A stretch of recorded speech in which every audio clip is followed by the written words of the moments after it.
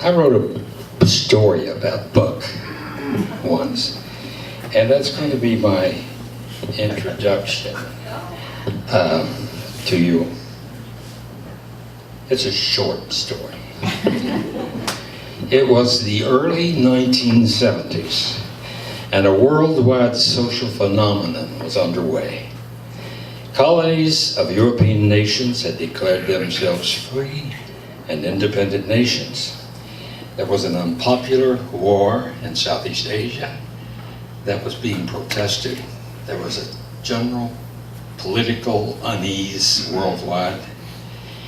There were revolutionary young people in the West who did their own version of the Maoist cultural revolution that began in China in the 1960s. There were riots in the streets of Paris, political kidnapping, and murder in Germany, and the takeover by students of university administration buildings in the United States. Among those declaring themselves free and independent were a large number of children and young teens. Many of them were running away from home and living on the streets. Some of them were experimenting with drugs and sex. All of them were in danger. The congregation I served here in Charlotte, I'm sorry I let it out, I'm a clergyman.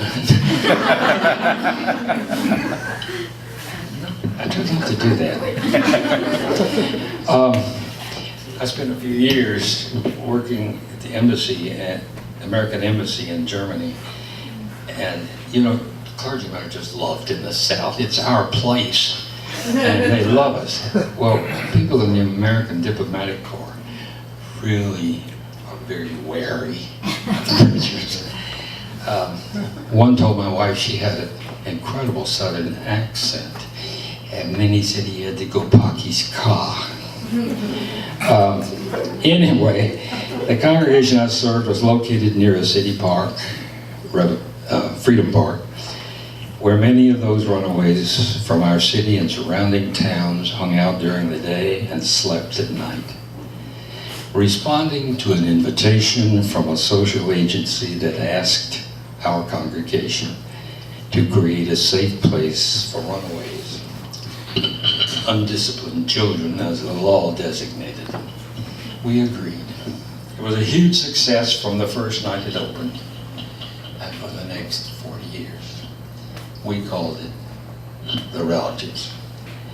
I was so busy looking for sustainable funding for The Relatives, I had little time to consider how we would staff the place.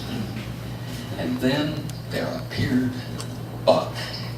Bright, amusing, charming. He had a 1,000-watt smile.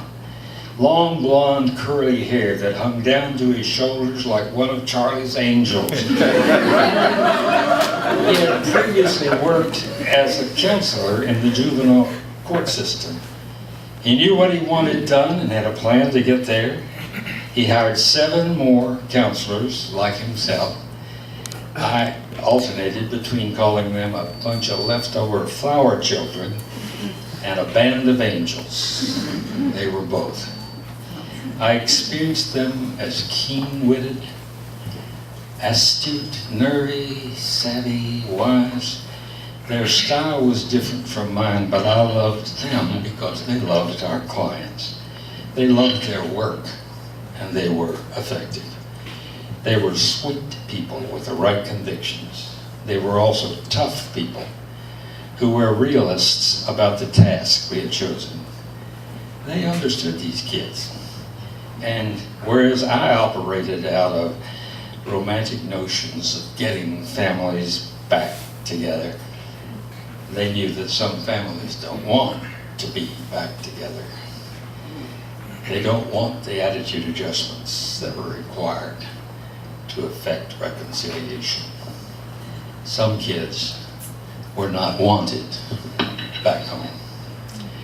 These counselors also understood the darkness that lived in and motivated some of our clients.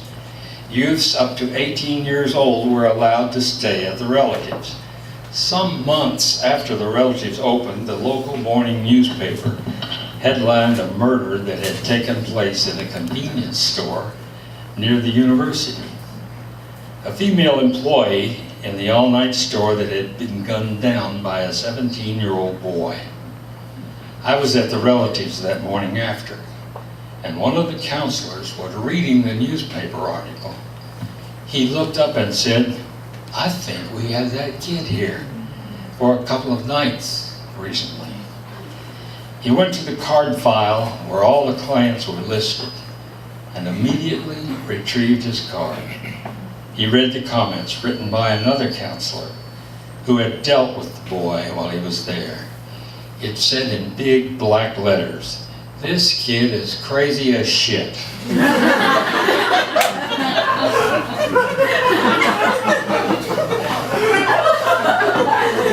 I told you that our counselors were non-traditional people. And I also said that they were perceptive.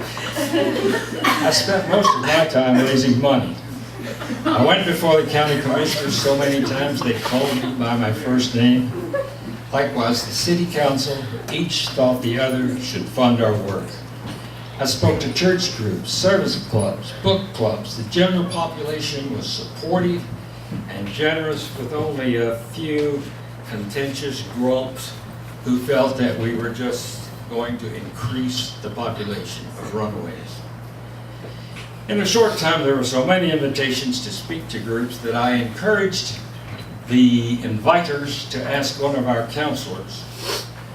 One inviter responded by saying, "Mr. Montford, I've seen some of your counselors, and I think it would be best if you came." I went, and they gave me $500.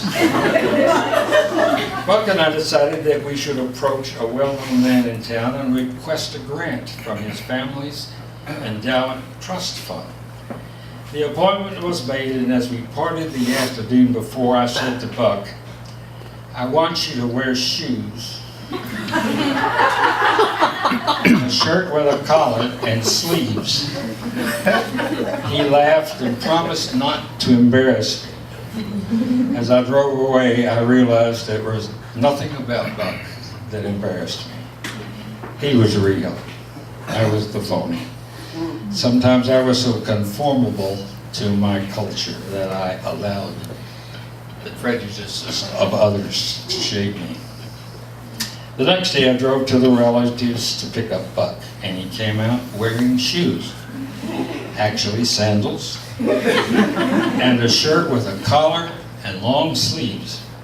He had washed his hair and taken it out of his usual ponytail, and his golden locks did indeed make him look like Farrah Fawcett Majors. But not much. We drove to the man's office. I parked. I tried hard not to say it, but the words just popped out. "Buck, I think you should button up your shirt."